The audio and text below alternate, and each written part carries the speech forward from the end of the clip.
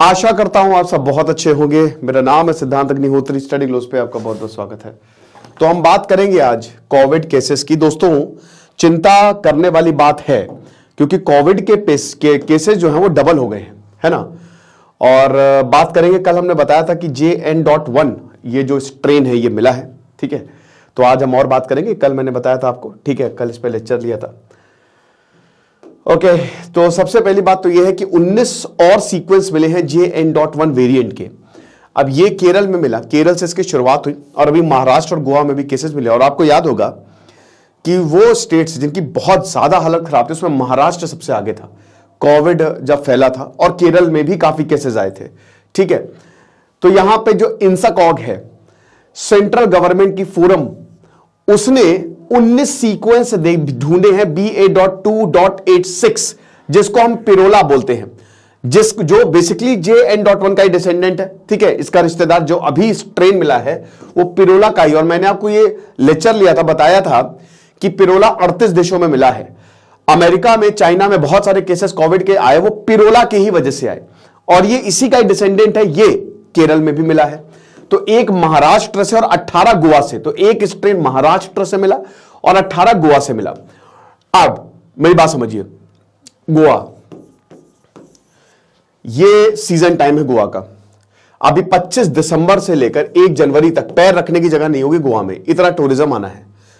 Strain मिला है, अब आप ये देखिए, 18 गोवा से। तो यानी कि भारत भर से लोग गोवा में जाएंगे। हमको नहीं पता किन किन को कोविड हुआ है, भीड़ होगी तो ये और ज्यादा फैलेगा, इसीलिए बहुत ज्यादा चिंता की बात है। हालांकि ये स्ट्रेन डेंजरस अभी तो नहीं दिख रहा है, इस पर रिसर्च और होगी।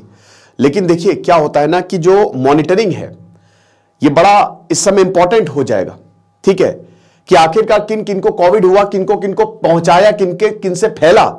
तो अब यहां पे जो भीड़ भाड़ वाले इलाके हैं ना, आप अब फिर से मास्क तो पहने ही पहनिए और सैनिटाइजर जरूर रखिए अपने पास, है ना। और कोशिश करें कि थोड़ा सा दूर से ही बात करें, क्योंकि ये ऐसी जगहों पे फैल रहा है जहां से ट्रांसमिशन के संभावनाएं जो है बहुत ज्यादा है, ठीक है।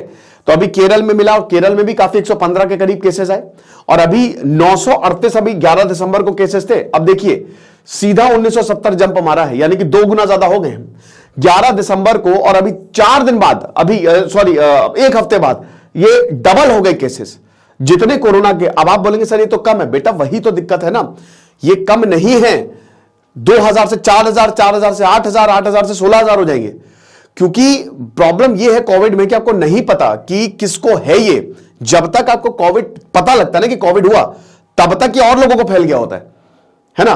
तो इसीलिए इस तरीके के इन्फेक्शन, जो रेस्पिरेटरी इन्फेक्शन होते हैं ना, और जो इतनी तेजी से फैलते हैं, उनमें यह डर होता है कि बहुत तेजी से फैलेगा, और सो फैल रहा है।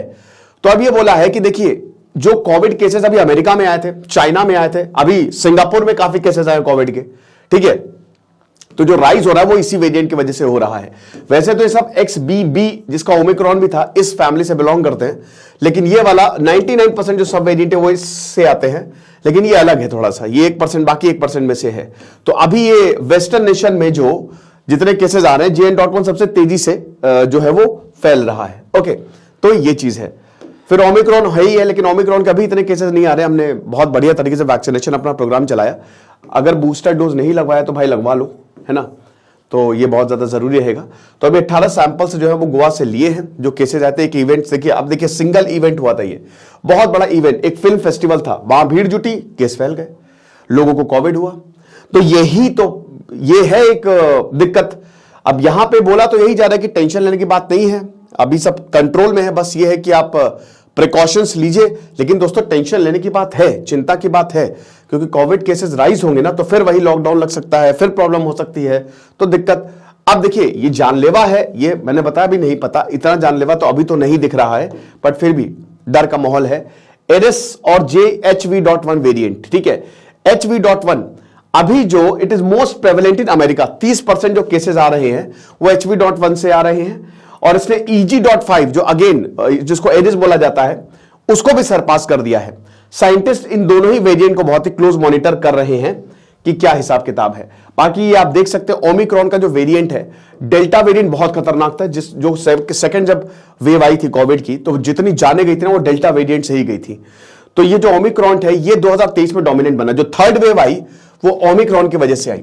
और ओमिक्रॉन ने क्या किया, ओमिक्रॉन इतना डेडली नहीं था, मतलब 99% को खाली सर्दी जुकाम होके वो ठीक हो गए, ये बच गए हम। हॉस्पिटलाइजेशन ज्यादा हुए नहीं ओमिक्रॉन। हां, डेल्टा वेरिएंट ने तबाही मचा दी थी, लाशें बह के आ रही हैं, जलाने के लिए जो है वो शमशान घाट नहीं मिल रहे हैं, तो वो डेल्टा वेरिएंट ने बहुत बुरी हालत की हुई थी। उसके बाद ओमिक्रॉन आया, ये सही था। ये सही इन द सेंस कि इसने एक तो आपको नेचुरल इम्यूनिटी दे दी, बहुत लोगों को तो पता ही नहीं कि उनको कोविड हुआ था, साथ ही साथ इतना ज्यादा डेंजरस नहीं था। अब देखिए बहुत सारे इसके बाद ओमिक्रॉन के सब वेरिएंट्स आए हैं, ढेरों सब वेरिएंट्स, जो उसके छोटे नन्हे मुन्ने बच्चे रिश्तेदार जो इधर उधर घूम रहे हैं। इसमें EG.5, XBB.1, 16.6, XBB.1.16.11 ये सब सर्कुलेट हो रहे हैं, ठीक है। फिर ये जो आप देख रहे हैं DV.7, XBB, ये इतने सारे जो है, ये अभी जनवरी से दिसंबर के बीच में ये सारे सैंपल्स, मतलब ये सारे सब वेरिएंट्स हमको देखने को मिले। और डेल्टा वेरिएंट के जो है बहुत हाई ट्रांसमिसिबिलिटी डेल्टा वेरिएंट की थी, और सीवियर केसेस भी डेल्टा वेरिएंट के आ रहे थे। तो अब हमको करना क्या है, ये सारी चीजें करनी है। सबसे पहले तो मास्क आप पहनिए, वैसे भी पहनिए मास्क तो पहनिए, और एक सैनिटाइजर रख लोगे तो क्या हो जाएगा यार, 10-15 रुपए का आता है सैनिटाइजर, तो वैसे भी आपको सारी बीमारियों से बचाता है। और भीड़ भाड़ इलाके में ना जाए, कोशिश करें। अभी देखिए 2-3 महीने के लिए अगर आपके प्लान बन रहा है, मुझे पता है कि अब जाड़ा शुरू हो गया है, सर्दियां आ गई है, तो शादियों का सीजन है, शादियों के बाद लोग हनीमून पे जाते हैं, तो लोग कश्मीर जाएंगे, लोग गोवा जाएंगे, लोग केरल जाएंगे, तो केरल में ऑलरेडी बहुत सारे केसेस आ रहे हैं, ठीक है ना। ऐसा ना हो कि भैया हनीमून मनाना तुमने सोचा था केरल में, लेकिन मनाओ हॉस्पिटल में रहे हैं, तो ऐसा ना हो। तो इसीलिए बस थोड़ा सा ध्यान दें कि अभी कुछ दिनों के लिए, कुछ महीनों के लिए प्लान टाल दें। अगर आप कहीं जा रहे हैं 1-1.5-2 महीने, स्पेशली वहां पे जहां पे केसेस आने की संभावना है, क्योंकि केसेस दुगने होते जा रहे हैं, ठीक है ना। तो बाकी अब जो अगर आप जैसे मान लीजिए खांस रहे हैं, छींक रहे हैं, तो हाथ जरूर उस पर रख लें। कोशिश करें कि अगर कहीं बाहर से आ रहे हैं, किसी से हाथ मिलाए, तो उसको नाक पे ना लगाए, नाक और मुंह पे हाथ बिल्कुल ना लगाए, क्योंकि जो ये वायरस है ना वो नाक के थ्रू और मुंह के थ्रू ही घुसता है। तो पहले अच्छे से हाथ को धो ले, सैनिटाइज कर ले, उसके बाद ये काम करें, ओके। बाकी वैक्सीनेशन आई होप आपने लगवा ही लिया होगा, तो बूस्टर डोज आप जरूर लगवा ले, बेस्ट रहेगा ये। और अपने वही सैनिटाइज करते रहे, ठीक है ना। अगर आपको लग रहा है थोड़ा सा भी सिम्टम है, सर्दी जुकाम भी है, तो भी घर पे ही रहे, ना जाए। तो ये कुछ बातें हैं। और देखिए आज शाम 7 बजे एक कमाल का सेशन होने वाला है, ऐसा आपने कभी कुछ देखा ही नहीं होगा, एक स्पेशल सेशन होगा आपके लिए। तो सेशन के लिए वेट करें, आपको मजा आ जाएगी। Thank you so much.